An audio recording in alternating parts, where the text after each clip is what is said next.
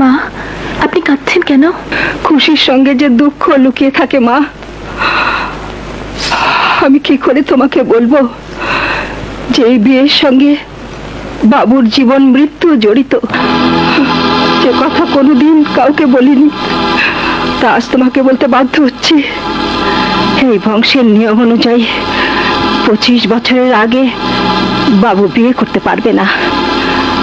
আর যদি বিয়ে করে তাহলে সে বাসর ঘরেই মারা যাবে। এসব অলৌকিক কথা আপনি বিশ্বাস করেন? আমি জানতাম তোমরা এই যুগের মেয়ে এরকম কথাই বলবে, কিন্তু আমি কি করব? আমি তো মা, আমি তো অবিশ্বাস করতে পারি না। আর মাত্র কয়েকটা দিন গেলেই বাবুর 25 বছর পূর্ণ হবে। এই কটা দিনের জন্য বাবুর জীবনটা আমি তোমার কাছে ভিক্ষা চাইছি।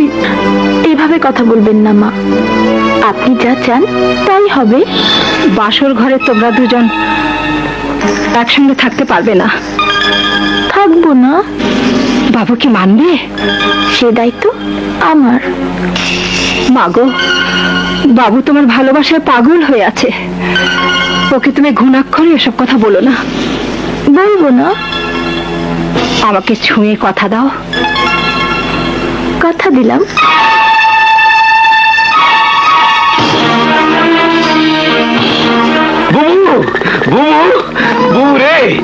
আমি আগেই জানতাম তুমি এমন একটা কিছু ঘটাইবা।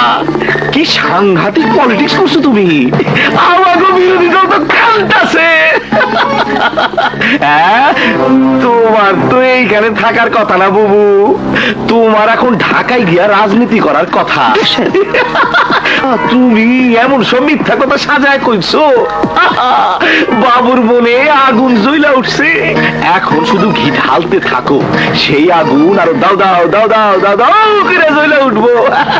আগুনের তাপ সহ্য করতে না পাইরা বাবুর বউ ঘর ছেড়ে পালাইব।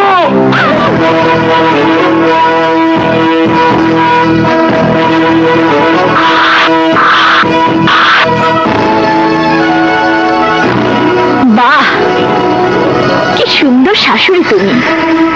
বউয়ের গায়ে বিয়ের হলুদ না শুকাতেই তুমি তোমার রং দেখাতে শুরু করেছো। চমৎকার। একটা কথা পরিষ্কার মনে রেখো, আজ থেকে আমিও রং দেখাবো। দেখি তুমি কি করতে পারো।